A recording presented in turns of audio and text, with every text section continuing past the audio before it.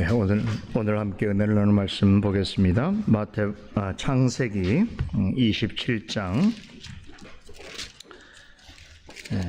15절로 40절 말씀입니다. 창세기 27장 15절에서 40절 말씀까지입니다. 지난 주일에 우리가 앞에 있는 부분을 읽었기 때문에 오늘은 30절부터 40절까지 봉독해 드리겠습니다. 이삭이 야곱에게 축복하기를 마침에 야곱이 그 아비 이삭 앞에서 나가자 곧 그 형 에서가 사냥하여 돌아온지라. 그가 별미를 만들어 아비에게로 가지고 가서 가로되 아버지여 일어나서 아들의 사냥한 고기를 잡수시고 마음껏 내게 축복하소서. 그 아비 이삭이 그에게 이르되 너는 누구냐? 그가 대답하되 나는 아버지의 아들 곧 아버지의 맏아들 에서로소이다. 이삭이 심히 크게 떨며 가로되 그런즉 사냥한 고기를 내게 가져온 자가 누구냐? 너 오기 전에 내가 다 먹었고 그를 위하여 축복하였은즉 그가 정령 복을 받을 것이니라. 에서가 그 아비의 말을 듣고 방성대곡하며 아비에게 이르되 내 아버지여 내게 축복하소서. 내게도 그리하소서. 이삭이 가로되 내 아우가 간교하게 와서 내 복을 빼앗았도다. 에서가 가로되 그의 이름을 야곱이라 함이 합당치 아니하니까 그가 나를 속임이 이것이 두 번째이니다. 전에는 나의 장자의 명분을 빼앗고 이제는 내 복을 빼앗았나이다. 또 가로되 아버지께서 나를 위하여 빌복을 남기지 아니하셨나이까.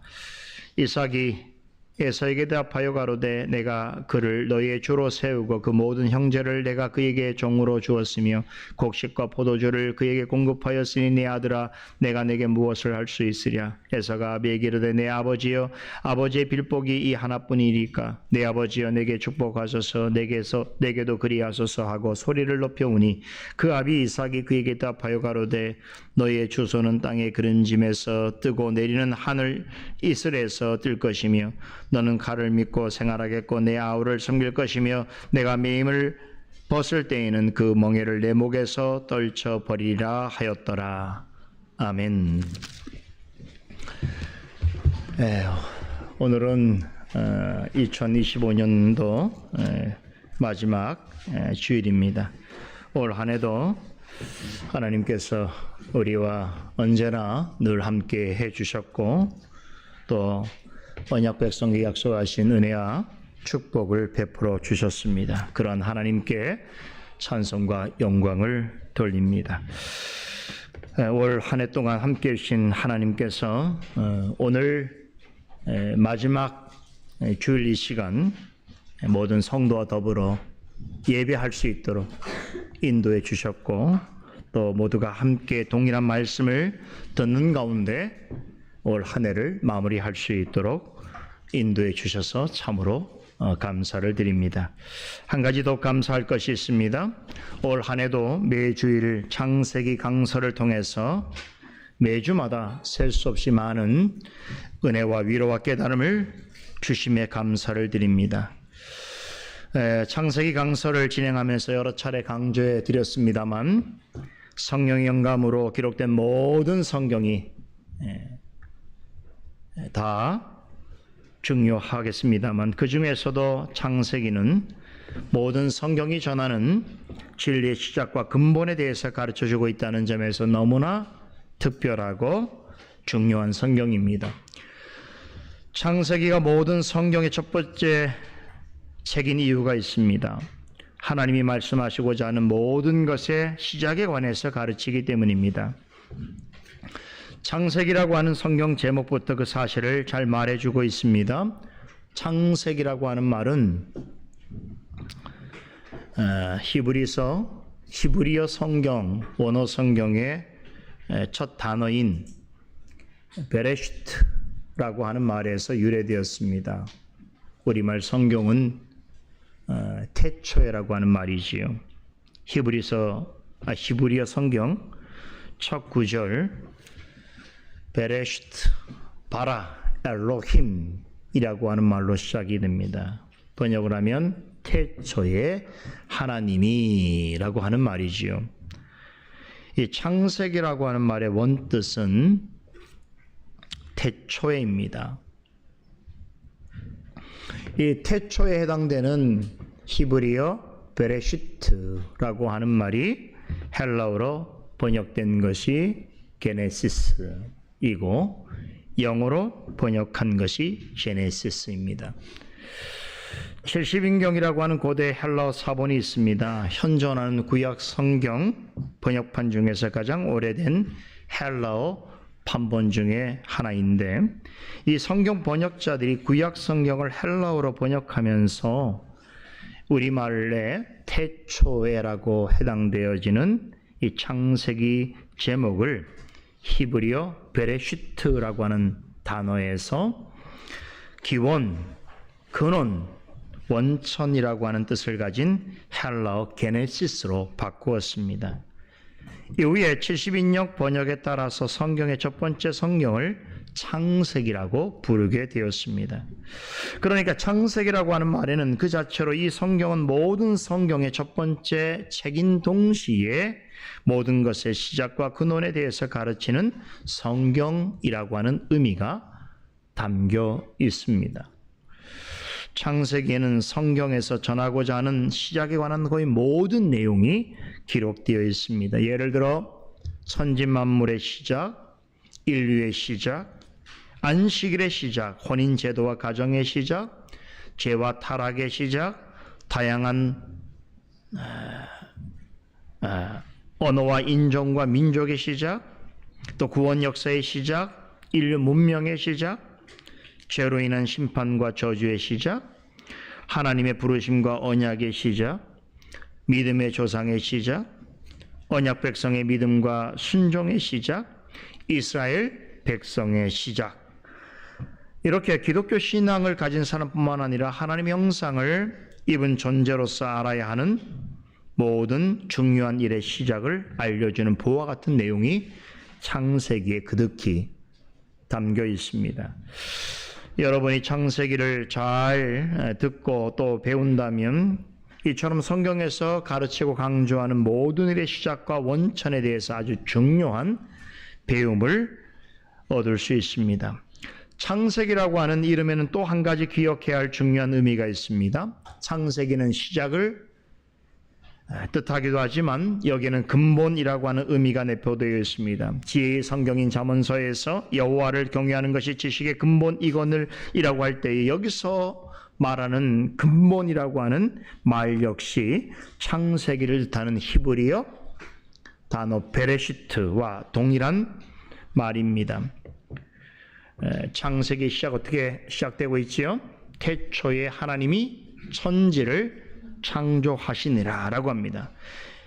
앞에서 말씀드렸듯이 창세기라고 하는 이름은 태초에라고 하는 말에서 유래됐습니다. 여기서 태초는 모든 것의 시작을 의미한다고 했는데 잠언서에서 말하는 지식의 근본과 관련해서 생각해 본다면 창세기를 뜻하는 태초라고 하는 말은 하나님을 경외하는 사람이라면 반드시 알고 있어야 하는 신앙의 으뜸이 되는 원리, 즉 기독교의 근본 원리를 가리킵니다. 요약하면 창세기는 하나님이 가르치고자 하시는 모든 일의 원천이 되는 시작에 대해서 알려주는 책이면서 동시에 하나님을 경외하는 사람이면 반드시 알고 있어야 할 진리의 근본 원리를 밝혀주는 성경인 것입니다.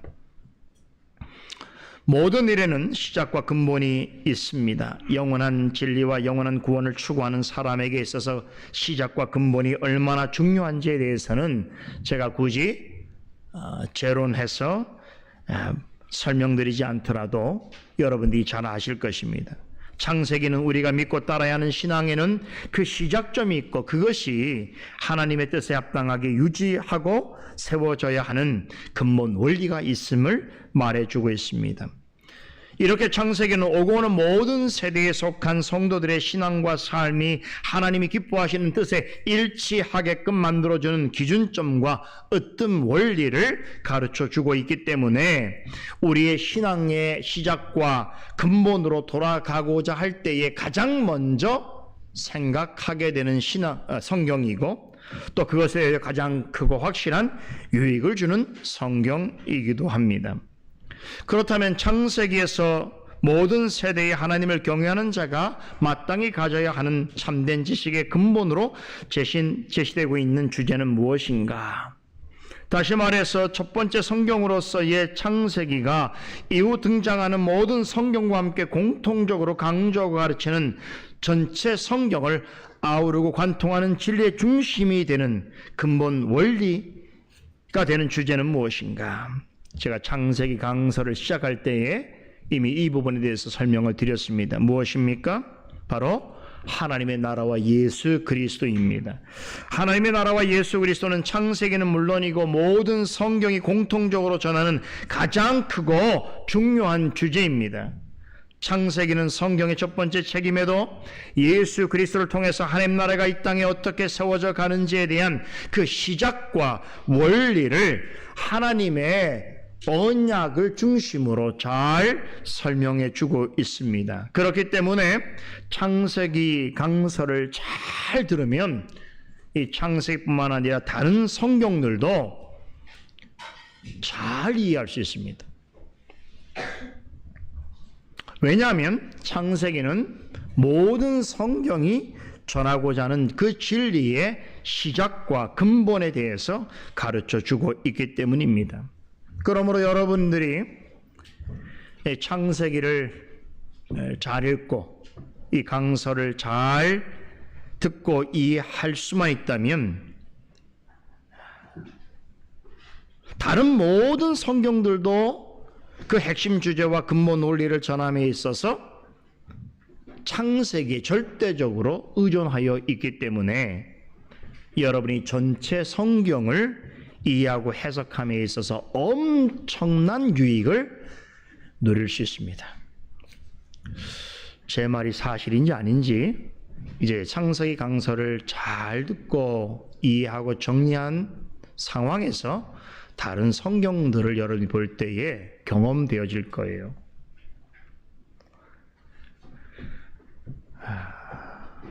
신앙의 정확한 시작점과 올바른 근본 위에 서 있어야 됩니다. 우리의 신앙은 그래야 합니다. 이에 대해서 지혜자는 여호와를 경외하는 것이 지식의 근본이거늘 미련한 자는 지혜와 훈계를 멸시하느니라 라고 했습니다. 참된 신앙의 출발점이 어디이고 그런 신앙을 유지하는 근본이 무엇인지를 알지 못하면 아무리 지식이 많고 아무리 뜨겁고 아무리 진정성이 넘치더라도 진정으로 하나님을 경외하는 자가 될 수 없습니다. 어떤 일에 있어서 첫 단추를 잘 꿰어야 하는 것은 너무나 중요한 일이지요. 첫 단추를 잘못 끼우면 결국 마지막에는 당혹스러움과 부끄러움을 느끼게 됩니다. 참된 신앙은 그 시작부터 잘해야 하는 것입니다. 바른 원리 위에서 바른 가르침을 받으면서 여러분의 신앙이 자라나야 하는 것입니다. 그런 점에서 창세기는 우리 모두에게 너무나 중요한 성경이고 너무나 큰 유익을 우리에게 가져다 줄 것입니다. 창세기는 모든 일의 시작과 원천에 대해서뿐만 아니라 모든 성경이 전하는 진리의 기준이 되는 근본 원리에 관해서도 잘 가르쳐 주기 때문입니다. 놀랍게도 창세기는 다른 성경들과 마찬가지로 전체 성경을 관통하는 가장 크고 중요한 복음의 주제인 하나님 나라와 예수 그리스도에 대해서 증거하고 있습니다. 과연 그러한가? 오늘 2025년 마지막 주일을 지내고 있는 오늘 저는 이 부분에 초점을 맞춰서 여러분에게 강서를 전해드리려고 합니다. 우리는 지난주에 창세기에서 어쩌면 가장 안타깝고 가슴 아픈 사연을 살펴보았습니다. 믿음의 족장 중 한 사람인 이삭의 가정에 발생한 참극 수준의 불화가 바로 그것입니다. 안타깝게도 이삭은 늙어서 시야가 어두워졌을 뿐 아니라 영적인 분별력까지 잃어버렸습니다. 그는 하나님의 언약 말씀을 무시하고 큰아들 에서에게 사적으로 축복을 베푸려고 했습니다. 어릴 때부터 집보다는 들을 더 좋아했던 에서는 유명한 사냥꾼으로 장성했습니다만 결국 그는 2명의 가난한 여인들과 혼인할 정도로 마음에 하나님이 없다는 사람들과 방불한 방식으로 자기식대로 살았습니다. 이삭은 그런 아들이 때마다 자기를 위해서 사냥감과 별미를 가져다 준다는 이유로 그를 지나치게 편애했습니다. 리브가는 그런 이삭을 더 이상 신뢰하지 않았습니다. 신앙적이지 않았다고 생각했기 때문입니다. 이삭의 태도는 하나님께서 자신에게 들려주신 큰 자가 어린 자를 섬길 것이라고 하는 말씀을 정면으로 위배하는 행위라고 판단했습니다. 그런데 안타깝게도 그녀 역시도 불신앙적인 면이 있었습니다. 그녀는 하나님의 뜻을 구하지도 않았고 인내하면서 기다릴 생각도 없었습니다. 아이러니하게도 그녀는 하나님의 말씀은 믿었지만 하나님을 전적으로 신뢰하지 않았습니다. 전에 사라가 그러했듯이 하나님의 약속을 이루게 한다는 명분 아래 불의한 생각을 만들어냈습니다. 인간적이고 육적인 방법을 사용해서 자기 힘으로 하나님의 약속을 이루려고 했습니다. 더군다나 남편의 인간적인 약점을 이용해서 그와 큰 아들을 속이고 둘째 아들인 야곱이 복을 받도록 계략을 꾸몄습니다. 남편과 큰 아들이 비밀리에 나눈 대화를 몰래 엿들은 그녀는 그들의 일이 성사되기 전에 야곱에게 내가 먼저 복을 받아야 한다라고 하면서 그로 하여금 아버지를 속이도록 종용했습니다. 그때 야곱은 어린아이가 아니었습니다. 야곱은 70이 넘은 사람이었습니다. 외적으로는 인생의 원숙함을 드러낼 만한 시기였습니다. 그럼에도 야곱은 한순간의 고민이나 한마디 의문도 없이 어머니의 계략을 덥석 받아들입니다. 이삭, 리브가, 에서 모두가 각자의 방식으로 부정한 일을 행합니다만 야곱은 그 중에서도 가장 비열한 짓을 서슴지 않습니다. 그의 어머니의 죄에다 자신의 죄를 더합니다. 아버지와 형에 대한 일말의 존경심이나 국률함을 드러내지 않을 정도로 비정한 태도를 고수합니다. 그럼에도 속이고 거짓말하는 행동에 대해서는 조금의 변명도 어떤 반성도 하지 않습니다. 오히려 아버지를 노망난 노인네 취급을 합니다. 형에 대해서도 조금의 형제도 보이지 않습니다. 천연덕스럽게 형의 모습으로 위장한 후에 아버지에게 다가가서 입맞춤하면서 자신을 애설하고 거짓말합니다. 심지어는 죄를 은폐하기 위하여 하나님의 이름까지 들먹이면서 맹세까지 하는 무서운 담대함을 보입니다. 결국 야곱은 아버지를 속이고 그로부터 축복을 받아내는 데 성공합니다. 그러나 독자의 입장에서 이 모든 과정을 지켜보아야 하는 그 마음은 결코 편치 않습니다. 이들의 가족 사이에 일어난 불화는 정말 보기 싫은 한편의 막장 드라마를 보는 듯하기 때문입니다. 기이하게도 네 사람 모두가 복에 대해서 말하고 나는 열심히 복을 추구하지만 성경에서 말하고 있는 복 있는 사람의 모습과는 완전히 거리가 멉니다. 오히려 이들의 모습은 시편 1편 1절에서 말하는 복 있는 사람과 정반대의 자리에 있는 사람 같습니다. 이들 사이에 불의한 일들이 진행되어가는 과정은 시편 1편 1절에 기록된 악인의 행동 패턴과 매우 비슷합니다. 복 있는 사람은 악인들의 꾀를 따르지 아니하고 죄인들의 길에 서지 아니하며 오만한 자들의 자리에 앉지 아니한다라고 하는 이 말씀은 악을 도모하는 사람들마다 공통적으로 나타나는 전형적인 행동 방식을 소개하고 있습니다. 악을 도모하는 사람은 우선 악인들의 꾀를 따릅니다. 그리고 악인들의 꾀를 따르는 사람은 곧 죄인들의 길에 서게 됩니다. 하나님을 떠나 사는 죄인들처럼 하나님의 말씀하시는 그런 죄에 대하여 감각 없는 자들처럼 행동합니다.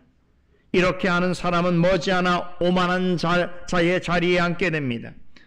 이들은 시편 76편 6절에 소개된 악인들처럼 교만을 자신의 목걸이로 삼고 폭력을 자신의 나들이 옷으로 삼습니다. 그처럼 수시로 악한 생각과 말을 하고 또한 이들의 행동은 거만하기 이를 데 없습니다. 우리가 지난주에 살펴보았던 이삭과 리브가와 야곱의 모습은 지금 말씀드린 시편 1편 1절에서 말하는 악인의 행동 패턴과 매우 유사합니다. 그러나 그런 중에도 하나님께서는 그들의 행위를 통해 당신의 목적하신 바를 이루어 가십니다. 이 비열하고 수치스럽게 그지없는 이야기 속에서도 하나님은 모든 일을 협력하여 선을 이루실 뿐만 아니라 죄와 비참으로부터 그들을 구원해낼 유일하고 참된 구주이신 예수 그리스도를 향한 하나님의 영광스러운 뜻을 드러내십니다. 이삭은 노역과 인정에 이끌려 에서에게 축복을 주려 했습니다. 하지만 얼마 지나지 않아 자신이 축복한 사람은 에서가 아니라 야곱인 것을 깨닫게 됩니다. 그때 그는 심히 크게 두려웠답니다. 그제서야 야곱은 하나님으로부터 반드시 복을 받게 될 사람은 바로 야곱이었다는 것을 깨닫게 됩니다. 그리고는 오늘 본문 33절에 언급된 대로 야곱을 향해서 그는 정령 복을 받을 것이라고 하는 고백을 내어놓습니다. 이 부분은 창세기 27장 전체 이야기에서 매우 중요한 장면입니다. 비록 이삭이 나이가 들어서 눈이 어두워지고 영적 분별력은 상실하여 믿음의 족장으로서 전혀 어울리지 않는 어처구니 없는 실망스러운 잘못을 범하였지만 그럼에도 여전히 하나님의 언약 백성으로서 그분의 도우심과 인도하심의 손길에 붙잡혀져 있는 인생이라는 것을 말해주고 있습니다. 33절에 이삭이 심히 크게 떨었다라고 하는 말에서 창세기 27장의 전체 이야기에서 처음으로 우리는 이전에 우리가 보고 알던 이삭의 참모습을 마주하게 됩니다. 이삭은 자신이 축복을 빌어준 것이 에서가 아니라 야곱이라고 하는 것을 알았을 때 심히 크게 떨었습니다. 그때 지금까지 자신의 행동이 하나님의 명백한 뜻을 거슬렀다는 것을 깨닫게 됩니다. 이삭은 나이가 들어 영적으로 겸손하고 온유해지기는커녕 육체의 소욕을 채우기 위해서 심히 어리석고 오만한 행동을 했음에도 불구하고 자신의 계획한 것과 다르게 야곱에게 축복을 한 것은 자신의 뜻 위에 하나님의 영광스러운 뜻과 섭리가 있었다는 것을 그 순간 알게 되었습니다. 그때 그는 하나님 앞에 크게 떨고 두려워하게 되었습니다. 제가 지난주 강설 말미에서 이삭의 수치스러운 가정사와 관련해서 온갖 부끄러운 이야기가 진행되어지는 가운데 거의 만신창이가 되어버린 이삭을 향하여서 한 줄기 희망의 빛을 비추는 내용이 소개될 것이다 라고 말씀드렸는데 바로 이 대목입니다. 오늘 강설 제목으로 삼은 이삭이 심히 크게 떨었다라고 하는 바로 이 내용이 그것을 말해주고 있습니다. 창세기 27장의 기록은 이삭처럼 믿음의 위인이라도 어떤 일로 영적으로 어두워질 수 있음을 교훈하고 있습니다. 젊었을 때 영적으로 지혜롭고 총명했던 이라도 나이가 들면서 노역을 드러내고 어떤 일과 어떤 대상에 대하여서 스스로 제어하기 어려울 정도로 강하게 육체의 소욕을 쫓을 수 있습니다. 이것이 이삭의 실패가 우리에게 보여주는 반면교사적인 교훈입니다.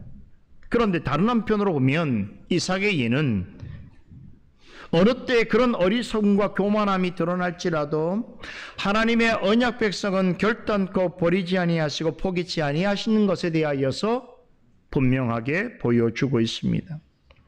지난주에 말씀드린 것 같이 하나님께서는 악을 선으로 바꾸어서라도 언약 백성을 향하신 약속을 반드시 이루십니다.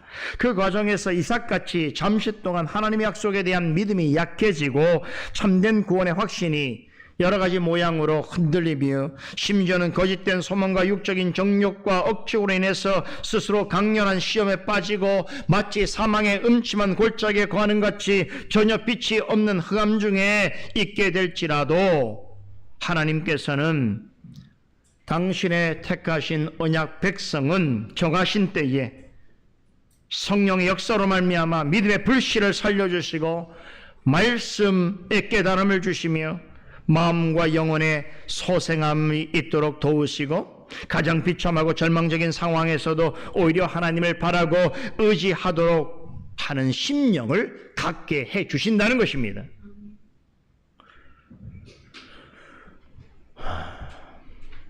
우리는 이런 역사를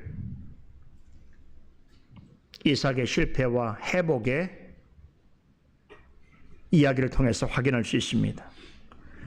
창세기는 4명의 족장이 언급됩니다. 아브라함, 이삭, 야곱 그리고 요셉이 그들입니다. 이 중에서 이삭은 가장 온화한 성품을 가졌고 가장 안온한 삶을 살았습니다.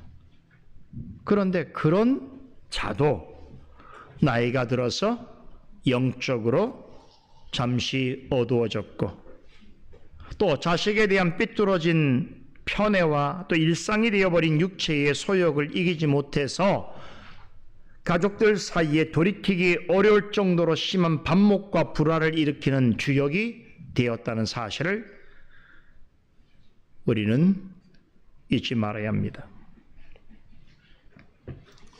지금 신앙생활을 잘 하고 있어도 지금 많은 사람들로부터 신뢰와 존경을 받는 위치에 있더라도 점점 나이가 들면서 한순간 영적으로 안배해지고 잘못된 생각과 고집에 빠져서 육체의 소욕을 따라 행하게 될 때에 자신뿐 아니라 함께하는 많은 자들에게 엄청난 고통을 안길 수 있다는 것을 기억해야 합니다. 뿐만 아니라 이삭은 그 일로 인해서 이전까지 130-40년 동안 이 땅에서 하나님의 언약 백성으로 살아오는 동안 그가 받아 누렸던 하나님의 은혜와 축복을 한순간에 다 까먹어 버렸습니다. 참으로 미련한 일이지요. 그가 행한 일들 중에서 가장 뼈아픈 실책은 하나님의 뜻을 고의로 무시한 것입니다. 이삭은 쌍둥이 아들이 태어나기도 전에 하나님께서 그의 아내 리브가에게 직접 나타나셔서 하셨던 말씀을 기억하고 있습니다. 창세기 25장 13절이었죠. 두 국민이 내 태중에 있구나. 두 민족이 내 복중에서부터 나누이리라. 이 족속이 저 족속보다 강했고, 특별히 이 말씀을 기억했어야 되죠. 큰 자가 어린 자를 섬기리라. 어떤 주석가는 이삭이 나이가 들어서 이 말씀을 완전히 잊어버렸다라고 해석합니다. 이렇게 해석을 하면 어떻습니까? 이삭을 조금 품을 수 있어요. 이삭도 나이가 들어서 치매 증상도 있을 수가 있고 하나님의 약속을 일일이 다 기억할 수 없어서 그럴 수도 있다, 이렇게 생각할 수도 있습니다. 그러나 과연 그러한가? 정말로 이삭이 이 말씀을 잊어버렸던 것인가? 여러분, 성경은 모세는 이삭이 나이가 들어 노역이 강해졌다고 말하지 그가 노망이 들었다고 말하지 않습니다. 만약에 이 약속의 말씀을 그가 정말로 잊었다면 그가 심히 크게 떨면서 한 말은 이해할 수 없습니다. 이삭은 심히 크게 떨면서 그런즉 사냥한 고기를 내게 가져온 자가 누구냐?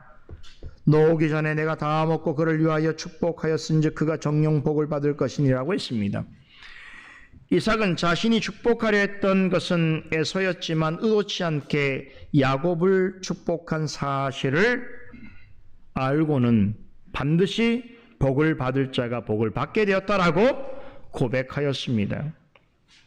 이것은 하나님께서 리브가에게 하신 말씀을 이삭이 기억하고 있었다라고 하는 강력한 증거입니다. 이 상황을 훗날 히브리서 기자는 히브리서 11장에서 믿음의 위인들에 대한 기록을 남기면서 믿음으로 이삭은 장차 있을 일에 대하여 야곱과 에서에게 축복하였다라고 전합니다. 무슨 말입니까? 이삭은 인간적으로는 야곱이 아니라 에서에게 축복하기를 원했지만 결과적으로는 자신의 뜻과 다르게 야곱에게 축복을 하게 된 것, 결국 그 일은 하나님이 주신 믿음으로 행한 것이었다라고 히브리서 기자는 평가하고 있습니다. 이삭은 분명 육체의 소욕을 이기지 못한 데다 영적 분별력까지 이뤄서 에서를 축복하려고 했지만 하나님은 그로 하여금 그 축복을 원래 받아야 할 야곱에게 행하게 하셨습니다.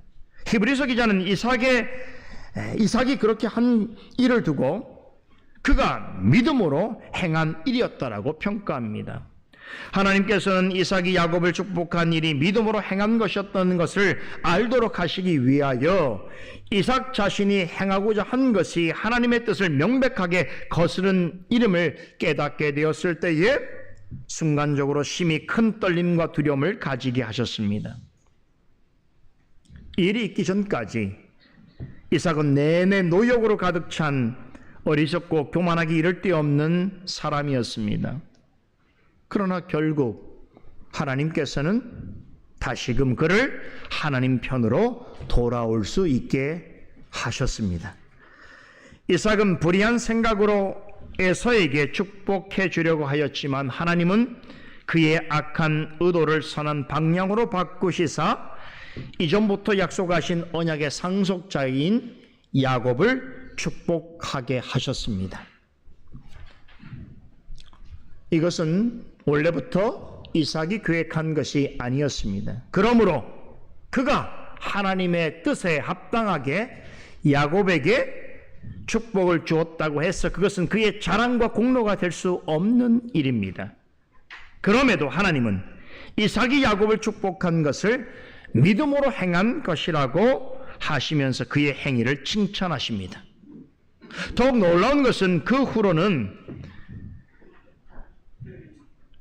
이삭이 야곱이 아니라 에서에 대해서 축복하려고 한 그 일에 대하여 이후로는 성경에 그 어디에서도 언급을 하지 않으실 뿐만 아니라 그 일에 대하여 비난하지 않습니다. 하나님께서 이삭과 관련해서 명료하게 기억하시는 것은 바로 이것입니다. 뒤늦게라도 자신의 잘못된 행위에 대하여 깨닫고 심히 크게 떨면서 자신의 의도와 다르게 야곱을 축복한 이를 상기하면서 비로소 그때서야 하나님으로부터 축복을 받을 자는 에서가 아니라 야곱이었던 사실을 고백한 일, 바로 그 일을 하나님은 기억하십니다. 하나님은 이삭이 실수로 야곱에게 축복한 그 일조차 믿음으로 행한 것이라고 칭찬해 주십니다. 여러분, 바로 이것이 진심으로 자신의 죄와 허물을 회개하면서 돌이키는 당신의 자녀를 대하시는 하나님 아버지의 마음이십니다. 우리가 우리 자신에 대해서 기억하는 것은 우리의 자랑이 될 만한 일이지만 하나님께서 우리에게 기억하시는 것은 우리의 죄와 허물을 회개하고 돌이키고 그 일로 인해서 하나님의 뜻을 깨닫고 그 뜻에 순복하는 것, 바로 그 일을 하나님은 기억하시기를 기뻐하십니다. 지금까지 말씀드린 관점에서 이삭이 야곱을 축복해 준 일을 다시금 주의 있게 살펴보면 그 속에는 놀라운 복음의 비밀이 담겨 있음을 알 수 있습니다. 야곱이 이삭으로부터 상속자로 받아들여져서 축복을 받게 된 것은 결코 우연이 아닙니다.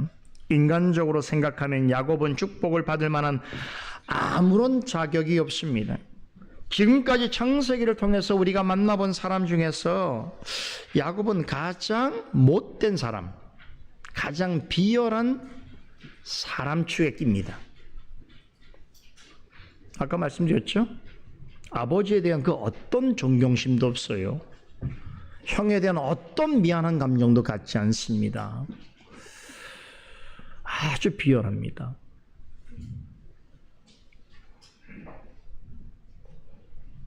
그런데 그런 야곱이 여러분 축복을 받게 되었다, 언약의 상속자가 되었다라고 하는 것은 무엇을 말해주는 것이겠습니까?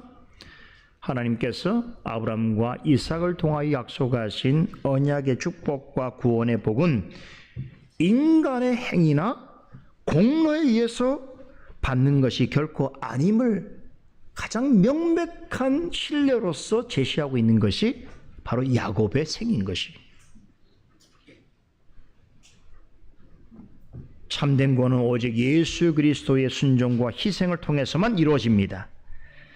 예수 그리스도가 아니라면 죄인은 그 누구도 하나님의 자녀로 받아줄 수 없으며 하나님의 약속하신 언약의 축복에 참여할 수 없습니다. 이삭이 믿음으로 야곱을 축복한 이래는 하나님께서 오직 그리스도를 통해 죄인을 구원하시는 놀랍고도 아름답고 또한 치밀한 복음의 설계도가 그려져 있습니다. 어떤 내용의 설계도인가 이제부터 말씀을 드리겠습니다. 잘 들어보세요. 바로 이 부분을 이해하기 위해서는 우리가 지난주에 살펴본 본문에서 이삭이 야곱에게 축복을 빌어주는 그 내용을 다시 한번 상기해 볼 필요가 있습니다. 우선 본문 15절에서 17절까지를 보면 리브가가 작은 아들 야곱에게 맏아들 에서의 의복을 입혀서 그의 손에 이삭이 좋아할 만한 음식을 들려줘서 그 앞으로 나아가게 하는 내용을 전하고 있습니다. 자, 여기서 우리는 리브가의 중대한 실수를 보게 됩니다. 그녀는 야곱에게 에서의 좋은 의복을 입히는 것으로 이삭을 속이려 했습니다. 그런데 에서는 어떤 사람이라고 했습니까? 그는 유명한 사냥꾼이자 들사람입니다. 다시 말해서 그는 세상과 육에 속한 사람의 대표자입니다. 사도 바울은 로마서 3장에서 에서로 대표되는 세상과 육에 속한 사람을 이렇게 표현합니다. 율법 아래 있는 자라고 하면서 하나님께서 그들을 율법 아래 있게 한 이유가 무엇인가 하면 그것은 그 자신의 죄인됨을 드러내어 하나님의 심판 아래 있게 하기 위해서라고 설명합니다. 율법의 행위로는 그 누구도 하나님 앞에 의롭다 하심을 얻을 육체가 없다는 것입니다. 율법으로는 오히려 죄가 무엇인가를 알게 하며 모든 사람은 율법 앞에서 죄인인 것을 깨닫게 될 뿐입니다.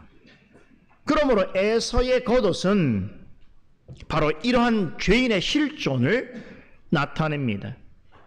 에서의 옷이 아무리 좋고 값비싸다 하여도 그것으로는 하나님의 말씀하시는 언약의 축복에 참여할 수 없다는 것을 말해주고 있습니다. 사도 바울의 해석에 따르면 에서의 겉옷은 사람이 율법의 행위로 스스로 의롭게 될 수 있다라고 생각하는 거짓된 믿음과 거짓된 확신을 상징합니다. 율법은 죄인을 하나님께로 이끄는 좋은 선생 역할을 합니다. 하지만 구원은 율법의 행위로 얻는 것이 아닙니다. 율법은 그런 생각을 가진 자들이 하나님 앞에서 죄인한 사실을 명확하게 밝힙니다. 야곱이 이삭에게 가까이 다가가서 축복을 받기 위해서는 에서의 옷 말고 더 중요한 것이 준비되어야만 했습니다. 그것이 바로 무엇인가? 염소 새끼의 희생입니다. 리브가는 야곱에게 염소 새끼 2마리를 잡아서 그 가죽을 야곱의 손과 목에 입히고 그 고기를 가져가게 했습니다. 리브가가 야곱을 위해서 마련해준 염소 새끼 2마리의 가죽과 고기는 놀랍게도 레위기 16장에 나오는 아사셀 염소를 연상하게 합니다. 하나님께서 대제사장으로 하여금 염소 새끼 2마리를 준비하게 하셨습니다. 이 중에 한 마리는 여호와를 위한 제물로 드려지고 다른 한 마리는 대제사장이 그 머리에 손을 얹어서 이스라엘 백성들의 죄를 전가시킨 후에 광야로 보내서 죽게 하였습니다. 바로 이 후자를 가리켜 아삿을 염소라고 합니다. 이 염소는 우리의 죄를 대신 짊어지신, 또한 십자가에 죽으신 예수 그리스도의 대속 사역을 예표합니다. 즉 아삿을 염소는 우리 죄를 위하여 희생 제물이 되신 예수 그리스도를 가리킵니다. 리브가가 야곱을 위해 준비한 2마리 염소는 지금 설명드린 레위기 16장에 나오는 속죄일의 희생양이 된 2 염소를 나타냅니다. 하나는 여호와를 위하여, 다른 하나는 백성들을 위하여 희생 제물이 되었듯이 예수님께서는 하나님 아버지의 영광을 위하여, 그리고 죄와 비참 가운데 있는 죄인들을 구원하시기 위하여 희생 제물이 되셨습니다. 그러니까 비록 리브가가 자기 열심과 욕심에 이끌려서 나름 계략을 꾸몄지만 2마리 염소를 잡아서 그 가족을 야곱의 몸에 두르게 한 채로 언약의 축복의 자리로 나아가게 한 것은, 히브리서 기자는 뭐로 평가하는 줄 아십니까? 이 또한 그녀가 믿음으로 행한 일이라고 평가합니다. 놀랍지요?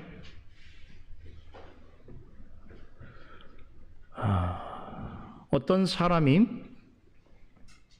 자신의 뜻을 위해서 이룬 계략이지만 그 계략을 통하여 하나님의 뜻이 이루어지게 되었을 때에 하나님의 뜻을 이루는 수단에 있어서 그가 사용되어지고 그 일이 하나님의 뜻에 일치할 때에 하나님께서는 그 일조차 믿음으로 행한 일로서 여겨주시는 것입니다. 참으로 놀라운 일입니다.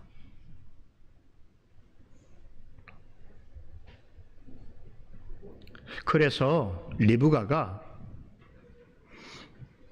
야곱에게 에서의 겉옷을 입힌 것은 큰 착각이었지만 이삭에게 나아가기 위해서 2마리 염소 새끼를 그 가죽과 고기를 들려 보내게 된 것은 참으로 지혜로운 일이었던 것입니다. 야곱이 염소 새끼의 가죽을 그의 손과 몸에 둘렀다는 것은 영적으로 무엇을 의미하는 것이겠습니까? 우리를 위해 신이 희생 제물이 되어주신 예수 그리스도의 대속의 은혜가 그에게 덧입혀졌다라고 하는 것을 말해주고 있습니다.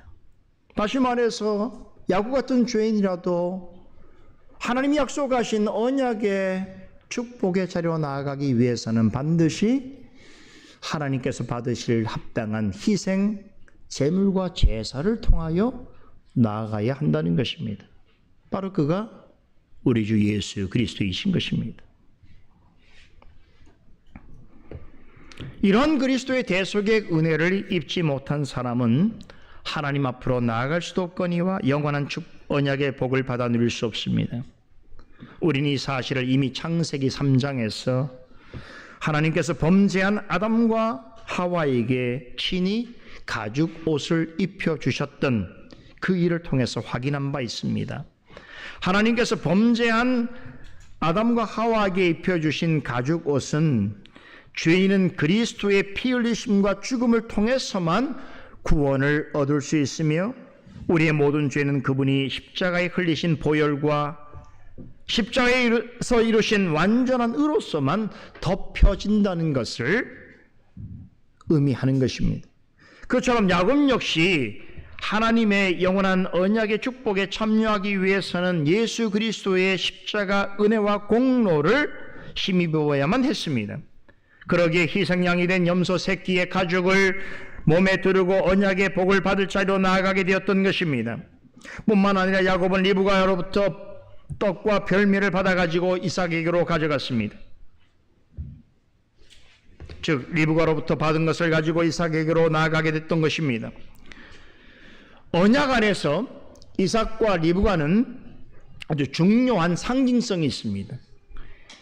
이삭은 그리스도요, 리브가는 교회를 상징합니다. 이런 영적 관계에서 보자면 야곱이 리브가로부터 받아 이삭에게 가지고 나아간 것은 성도가 교회로부터 받은 양식을 가지고 교회 머리이신 그리스도에게로 나아가는 것을 뜻합니다.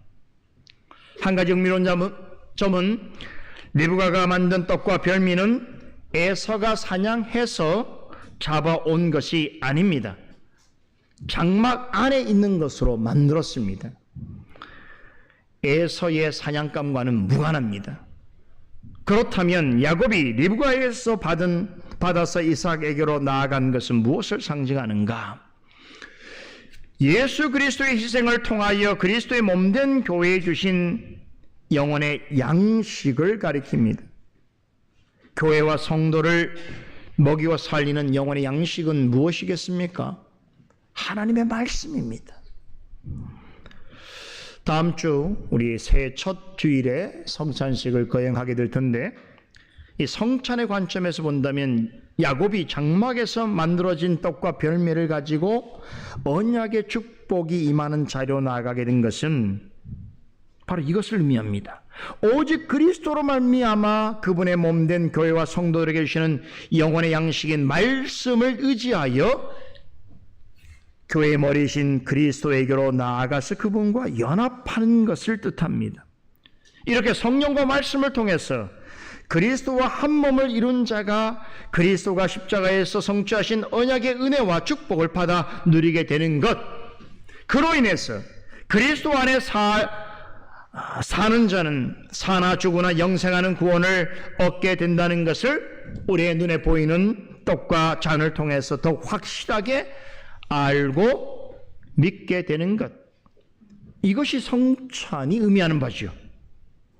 만일 다음 주에 본문이 있었다면 제가 성찬과 관련된 말씀을 전했을 것이, 그러나 우리 성찬전 주일에 나누기에도 참으로 좋은 말씀입니다. 이제 본문 18절에서 19절을 봅니다. 야곱이 아버지 이삭을 속이는 장면입니다. 여기서 야곱은 자신을 에서라고 속입니다. 그리할 때에 그런 야곱을 향해서 이삭은 내 아들아 내가 누구냐라고 묻습니다. 이 물음은 여러분 어떤 질문을 연상케 하지요? 범죄한 아담에게 하나님께서 내가 어디 있느냐라고 물으셨던 그 질문을 떠올리게 합니다. 또 가인이 동생 아벨을 죽였을 때 내 아우 아벨이 어디 있느냐라고 하셨던 물음을 기억나게 합니다. 이 물음들이 공통적으로 지적하는 것이 있습니다. 이 물음을 듣는 자가 누구인가 하는 것입니다. 하나님 앞에서 숨길 수 없는 주인입니다. 야곱은 거짓말을 하면서도 아무런 가책 없이 이삭에게 내 아버지여라고 불렀습니다.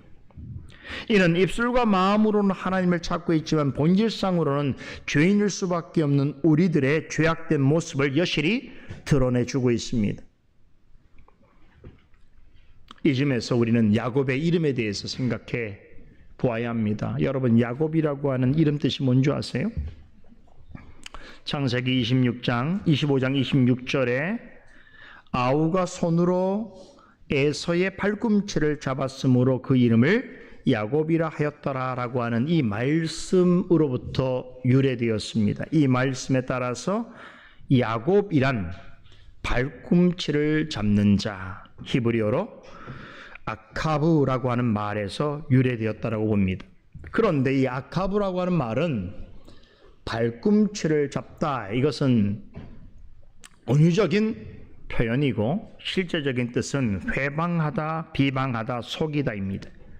이 때문에 야곱은 속이는 자라고 하는 불명예스러운 별명을 갖게 됩니다.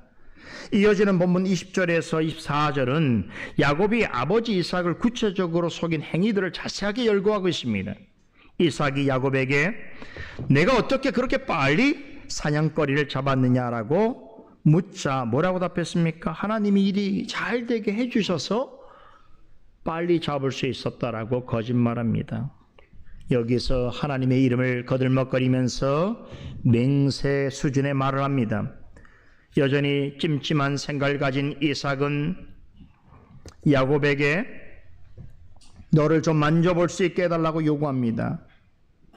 그때에 염소의 털로 입힌 손을 내밀면서 야곱은 자신이 에서라고 태연스럽게 거짓말합니다. 이삭이 재차 내가 참 내 아들 에서가 맞느냐라고 특정하여 물었을 때도 조금도 주저함이 없이 자신은 분명히 에서라고 답했습니다. 갈수록 태산이죠. 거짓말에 거짓말이 계속 쌓이는 것이. 그런데 거짓말을 하는 순간 자신의 상태를 알아야 하는데 지금 야곱은 전혀 생각하지 않습니다.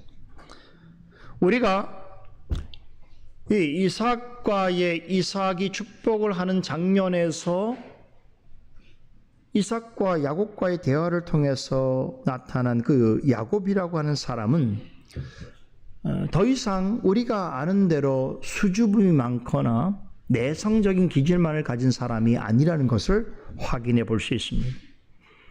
비록 성품과 기질상으로는 에서와 달리 조금 수동적이고 내성적인 성품을 가지고 있는 것이 분명해 보이지만 자신이 목적하는 무언가를 얻기 위하여 성공을 위해서라면 어떤 말로도 사람을 속일 수 있고 어떤 거짓말도 담대하게 할 수 있는 그야말로 전문 거짓말장이와 유사합니다.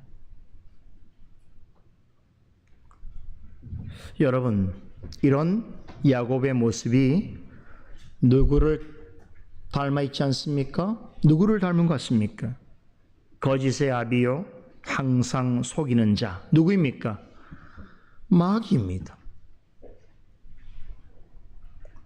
예수님께서는 요한복음 8장 44절에 마귀의 실체에 대해서 이렇게 말씀하셨습니다.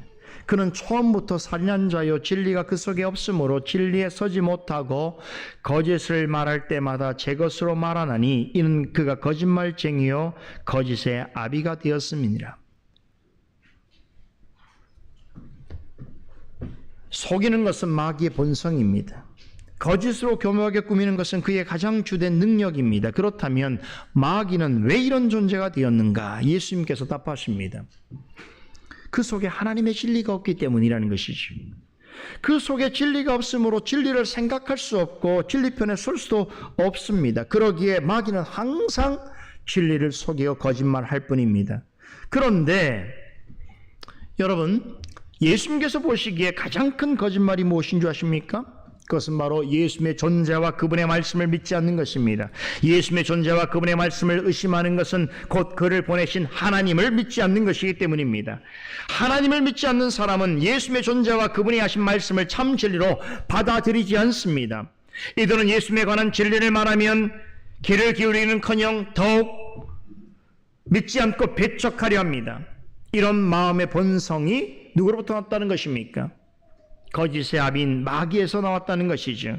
예수님께서 당신의 전하시는 진리의 말씀을 듣지 않고 도리어 배격하는 자를 향해서 너희는 너희 아비 마귀에서 났으니 너희 아비의 욕심대로 너희도 행하고자 하느니라 라고 요한복음 8장 44절에서 말씀하셨습니다. 야곱이 이삭에게 한 행동은 거짓의 아비인 마귀의 그것을 닮아 있습니다. 마귀가 그러하듯이 야곱도 자기 안에 진리가 없는 것처럼, 아니 진리를 생각할 수 없는 사람인 양 고의로 속이고 거짓말을 행하고 있습니다.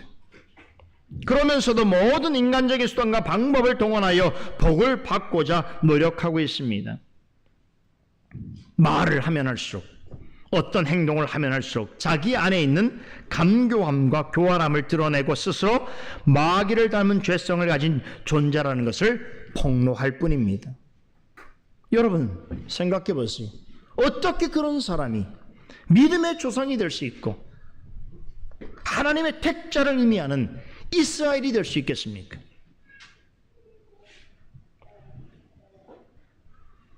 가능한 일입니까? 이 답이 25절로 29절에 나와 있습니다. 먼저 주목할 것은 25절에 이삭이 야곱이 가져온 음식을 먹고 한 말입니다. 이삭은 야곱에게 내 마음껏 내게 축복하리라 라고 했습니다. 여기서 마음껏이라고 하는 이 말은 창세기 27장 본장에서 무려 4번이나 반복되고 있습니다. 4절, 19절, 25절, 31절인데요. 자, 우리말로 그냥 쉽게 이해하면 가져온 음식을 마음껏 먹고 마음껏 축복한다라고 하는 의미로 해석될 수 있습니다만 실제로는 그런 뜻이 아닙니다. 이 마음껏이라고 하는 말은 히브리어 네페시라고 하는 단어를 번역한 것입니다. 네페시 어디서 들었어요? 우리 창세기 하나님께서 사람을 만들 생명이라고 하셨을 때에 바로 그 영혼, 그 생명, 숨쉬는 존재, 살아있는 영혼이라고 하는 의미를 담을 때 사용하는 말이 바로 네페시입니다. 그러니까 이삭이 야곱을 향해서 내 마음껏 축복한다라고 하는 것은 하나님 앞에서 새로운 생명을 얻은 살아있는 영혼을 가진 존재로서 축복하겠다라고 하는 뜻입니다. 신약적인 의미로 보자면 그리스도 안에서 거듭남으로 새 생명을 얻은 존재가 되었다라고 하는 뜻입니다. 이런 관점에서 본다면 이삭의 축복은 죄인된 자에게 예수 그리스도의 생명을 넘겨주는 축복인 것입니다. 다시 말해서 성령으로 말미암아 그리스도 안에서 영생하는 언약의 축복과 은혜를 누리는 존재로 거듭났음을 말해주고 있는 것입니다. 야곱은 이 축복을 받기 위해서 아버지 이삭에게 음식과 포도주를 바쳤습니다. 이 음식과 포도주는 야곱과 같은 죄인을 위해서 대속 제물로 오신 예수 그리스도를 상징합니다. 이삭이 야곱을 위해 주고자 하는 새로운 생명과 새로운 영혼을 가진 자로서 받아 누릴 축복은 결국에는 예수 그리스도에 의해서 완성되며 그분에 의해서 주어지는 것입니다. 말씀드린 대로 야곱은 참으로 간교하고 교활한 사람입니다. 그가 가진 본래적인 성품은 마귀를 닮아 있습니다. 그러기에 그는 스스로 구원받을 어떤 방도도 자격도 없습니다.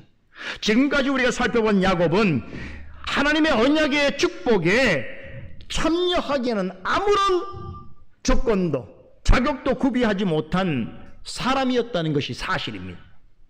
그런 사람이 어떻게 믿음의 조상이 될 수 있겠습니까? 그것은 인간적으로는 불가능한 것입니다. 더군다나 야곱이라는 사람의 인성과 그의 나타난 성품을 보자면 이것은 가당치도 않은 일입니다. 그럼 어떻게 야곱 같은 죄인이 다시 살아있는 영혼을 가진 존재가 되어서 하나님의 언약의 복을 누리고 이어갈 수 있게 되었는가? 답은 뭐겠어요?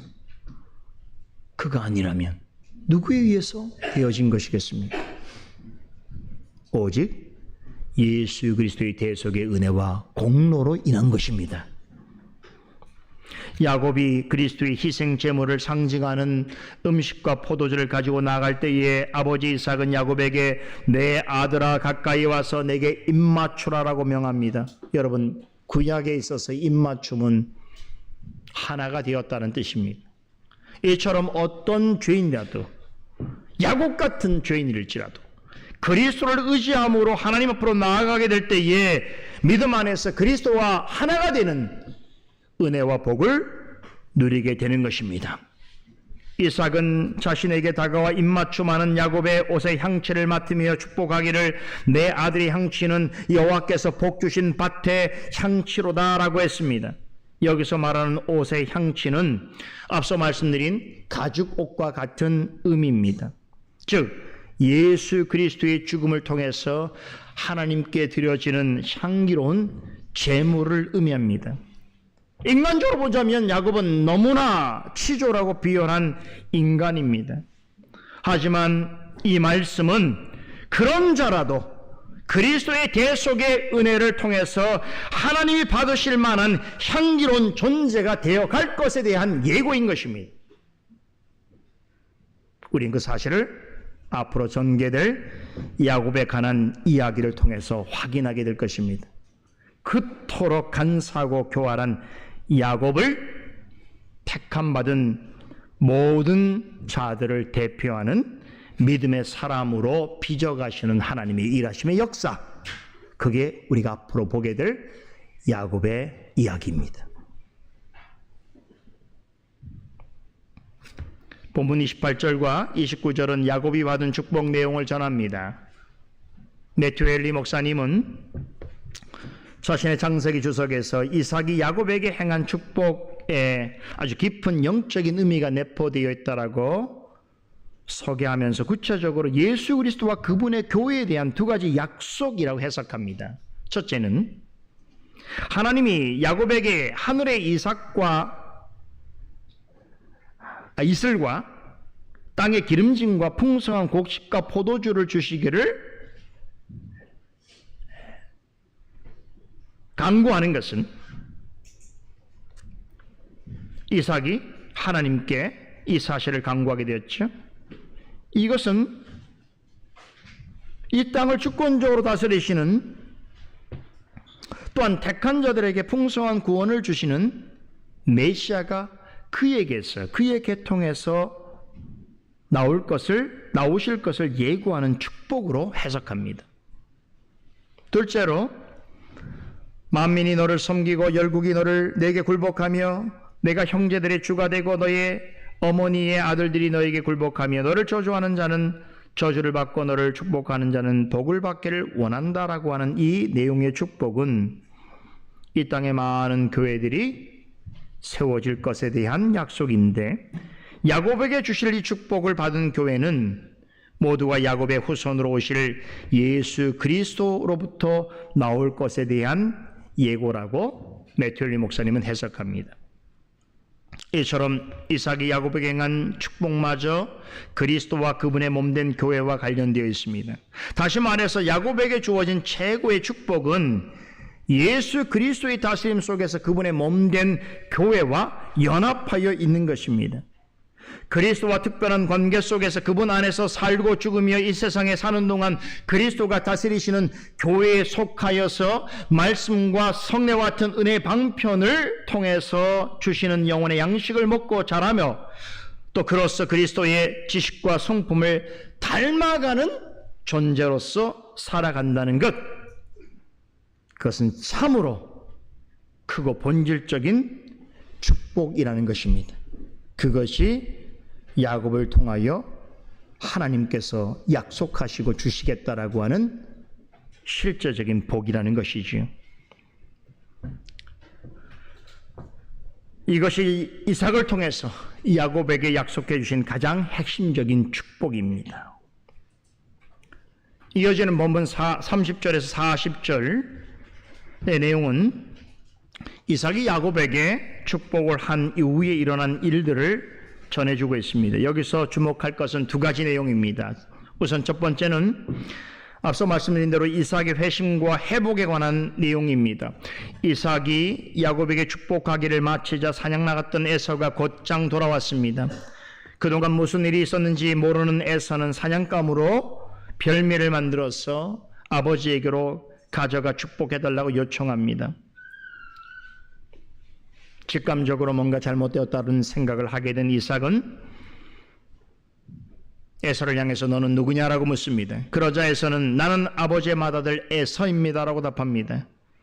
이 말을 들은 이삭은 심히 크게 떨었습니다. 말씀드린 대로 이것은 야곱에게 속았거나 에서에게 복을 빌어주지 못했기 때문이 아닙니다. 그 순간 이삭은 자신의 의도와 다르게 역사하시는 하나님의 뜻을 발견했기 때문입니다.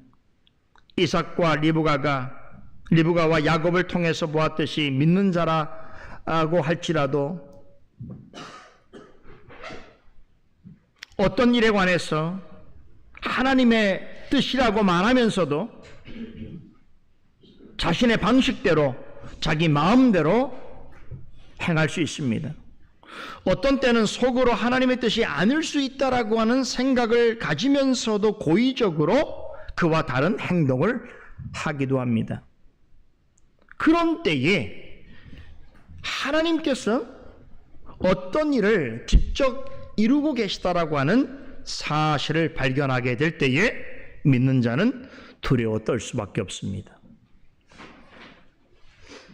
그렇기 때문에 이 떨림과 두려움은 결코 나쁜 것이 아닙니다.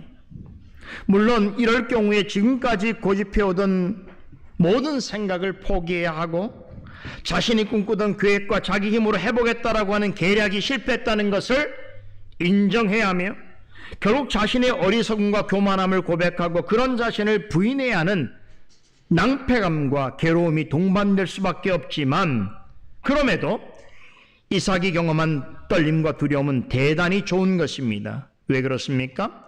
그것은 그 사실 자체로 다시금 하나님께로 돌이키고 믿음이 회복하고 다시 옳은 길을 걸을 수 있음을 보여주는 중요한 영적인 신호탄이 되기 때문입니다. 이삭이 자신이 축복한 사람이 에서가 아니라 야곱인 것을 알게 되었을 때 그의 몸은 심히 떨리고 그 마음은 두려움에 압도되었지만 그의 영혼에는 한 줄기 밝은 빛이 비추기 시작했습니다. 그제서야 이삭은 야곱이 축복을 받은 것을 하나님의 정하신 뜻인 것으로 받아들이게 됩니다. 그러자 그의 입술에서 야곱은 반드시 하나님이 약속하신 언약의 복을 받을 것이라고 하는 고백이 흘러나왔습니다. 앞서 말씀드렸듯이 히브리서 기자는 이러한 이삭의 변화된 모습을 기억하면서 그가 믿음으로 야곱에게 축복하였노라고 기록하고 있습니다. 히브리서 기자는 이 말씀으로 이삭이 야곱을 축복한 행위를 칭찬합니다. 이는 이삭이 심히 크게 떨고 두려워했을 때에 그때 그의 믿음이 다시 회복되었다는 것을 말해주고 있습니다. 우리도 이럴 때가 있습니다. 우리 자신이 하고자 하는 일을 고집하다가 하나님의 말씀 앞에서 무언가 잘못되었음을 자각하게 될 때에 내적으로 심각한 지진을 경험할 수 있습니다. 나의 생각과 나의 계획과 나의 힘으로 세우고자 했던 건축물이 한순간에 폭삭 무너지는 내적인 지진을 겪고 난 이후에야 나의 잘못된 야망과 똥꼬집 이것을 스스로 내려놓고 완전히 꺾이고 그로 인해서 큰 문제가 발생하고 다른 사람에게 큰 피해를 주고 하지 말았다면 좋았을 뻔한 그런 것들을 뒤늦게 깨달은 후에야 자신의 잘못을 인정하고 하나님께 두 손 두 발 들고 항복하며 나올 때가 있습니다.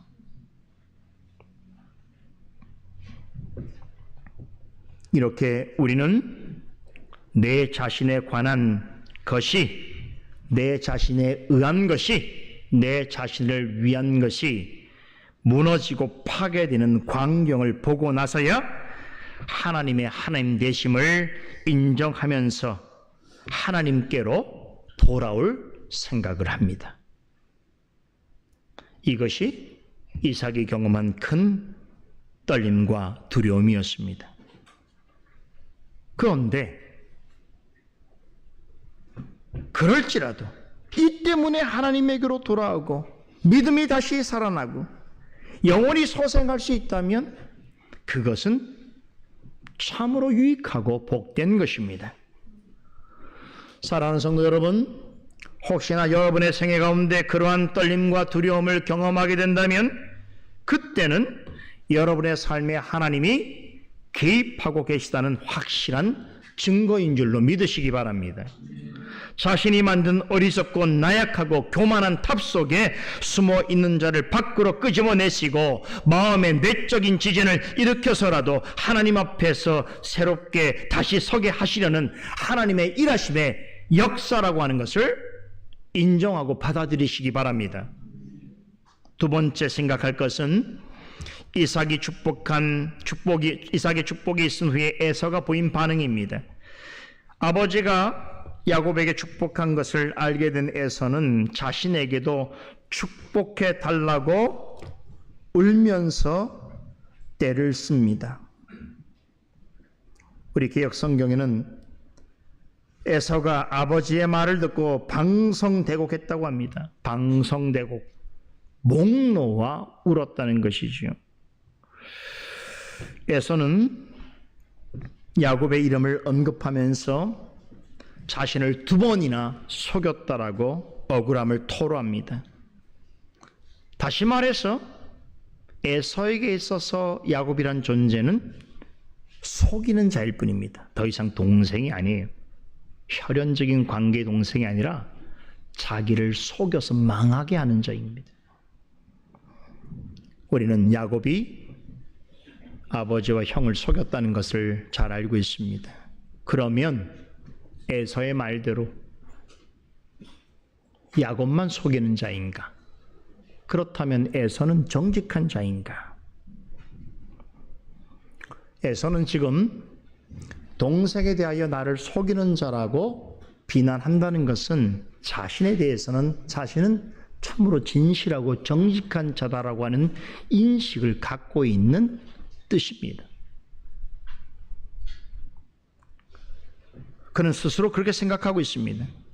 거기에다가 자신처럼 정직한 사람이 속이는 자에 의해서 자신이 받아야 될 복을 빼앗겼다는 것입니다. 그러니 억울할 수밖에 없습니다. 그러나 성경에서 이 사건을 기록하고 있는 성경의 관점을 잘 이해하셔야 돼요. 우리가 들을 때는 인성적으로 인간적으로 들으면 에서의 말은 어느 정도 이해가 되는 말이지요. 그러나 모세는 그의 이 하는 진술이 대단히 큰 착각이라고 하는 점을 우리에게 설명해 주고 있습니다. 에서 스스로는 자신에 대해서 자신은 속이는 자가 아니고 정직한 자라고 생각할 수 있습니다. 하지만 그는 속이는 자라고 비난하는 동생 야곱보다 훨씬 더 심각한 죄를 범했습니다. 여러분 그것이 무엇인지 아십니까?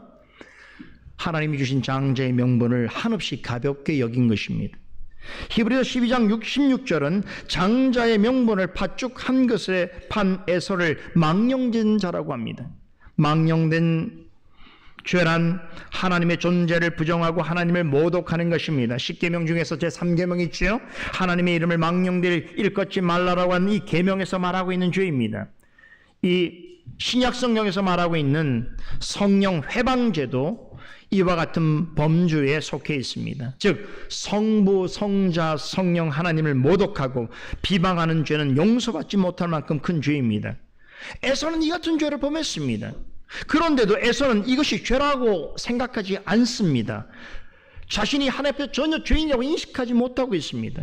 회개하기는커녕 야곱이 자신을 속이고 자신이 받을 복을 빼앗았다고 하는 비난의 열을 올리고 있습니다. 하지만 성경은 그 어디에서도 야곱이 에서의 복을 빼앗았다라고 기록하지 않습니다. 야곱은 하나님의 주권적인 섭리에서 복을 받을 자였다라고 말하지 에서의 복을 빼앗았다라고 성경은 평가하지 않습니다.